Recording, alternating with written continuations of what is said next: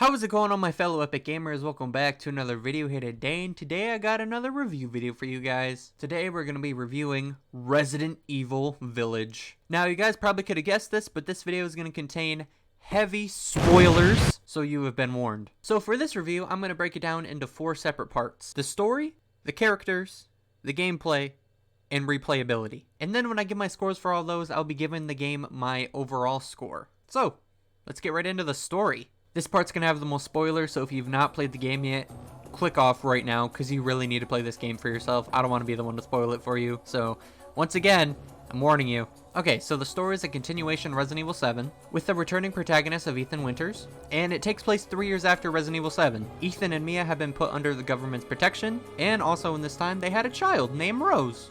Now, Rose really looks like the Duke, so I'm kind of questioning if that's actually Ethan's child, but nevertheless, they had a baby, and one day their house gets raided by Chris and all of his agents, and they just fill Mia with lead. Chris must have bought a whole shit ton of ammo, and he really wanted to get his money's worth. So after Chris brutally murders Mia, he captures both Ethan and Rose. Along the way, they get attacked and the attackers steal Rose. Ethan eventually wakes up, and he is a man determined to go get his daughter back. Ethan fights his way through the village until he's eventually captured by Cowboy Magneto Heisenberg. You are then introduced to all the bosses in the entire game. You got Cowboy Magneto, Annabelle the doll on crack, Blood Boy, Mother Miranda, and of course, Big Titty Vampire Mama, Lady D. You fight all these bosses throughout the game one by one, until eventually it comes down to Mother Miranda. And shockingly, Mother Miranda just straight up murders Ethan. She just digs her hand right into his chest and just rips out his heart. And, Ethan fucking dies. Or so we thought. Or did he? I'm not really sure still. But Ethan quote-unquote wakes up, and Evelyn tells him that he died a while ago. That's right, apparently Ethan died during the events of Resident Evil 7. Jack Baker literally Hadoukened Ethan into oblivion. And not only that, Ethan has the special mold inside of him. He is Mold Man, which explains how he can take so much punishment throughout both Village and 7. You are then given control of Chris Redfield, big sexy boulder punching bastard. And Chris has a very short section where he just kind of wipes out Mother Miranda's trees? Question mark?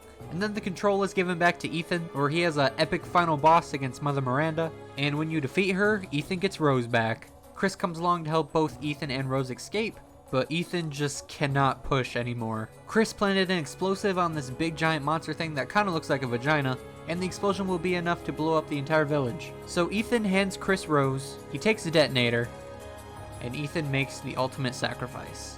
And that is the story of Resident Evil Village. Now, I would say that story was really good. I enjoyed it quite a lot. And I did not see that plot twist at the end coming at all. I was shocked. And the story also really made me like Ethan a lot more.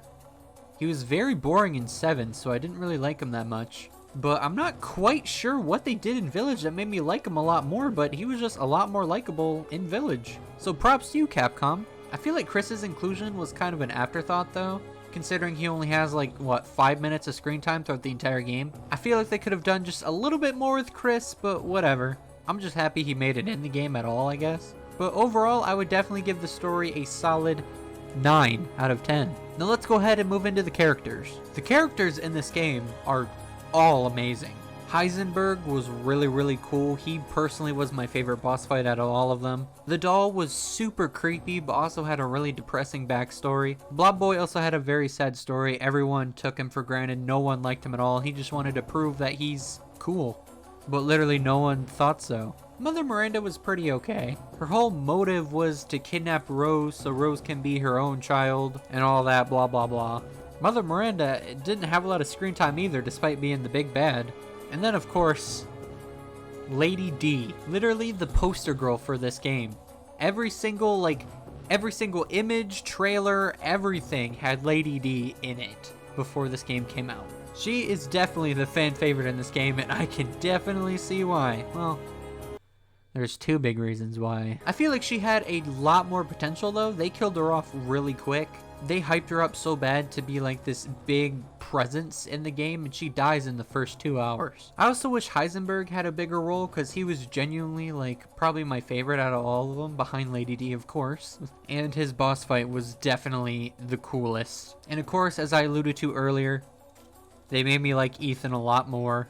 So once again, congrats Capcom. So overall, I would give the characters a solid 8 out of 10 in this game. All really, really good. There's just some that I wish they used a little bit more, but other than that, perfect. Now, let's get into the gameplay. The gameplay is exactly like Resident Evil 7.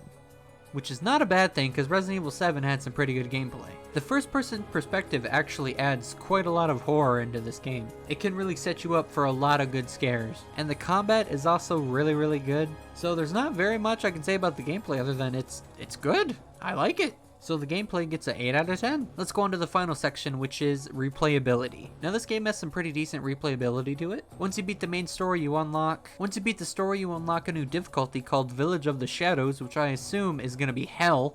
And there's also mercenaries in the game. I was never a huge fan of mercenaries in Resident Evil games, but I would just kind of load in and just kill some people whenever I'm bored. It's a pretty good time waster, I suppose.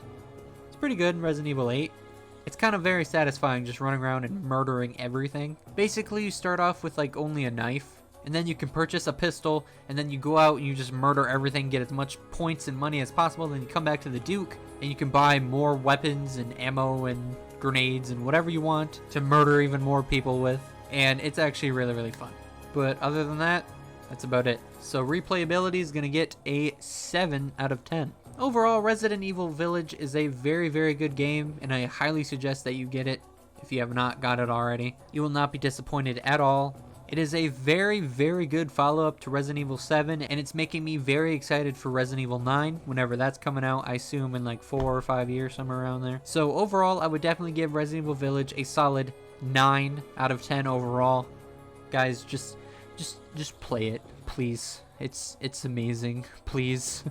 So that is my review of Resident Evil Village. Thank you guys so much for watching this video. You guys are all absolutely amazing. Let me know down in the comments what you would rate this game out of 10 and what you thought of it. And if you enjoyed this video, make sure to hit that like and subscribe, and also hit that bell so you're notified every single time that I post a video. Also make sure to go check out my main channel where I do a bunch of epic streams. Link will be down in the description below. Make sure to join the Discord if you want to stay up to date with all my videos or streams or just chat or whatever you want to do. It's always open. Hope you guys all have a wonderful rest of your day / night, whatever it is for you, because time zones are a crazy thing. And I'll see you guys all next time. Bye.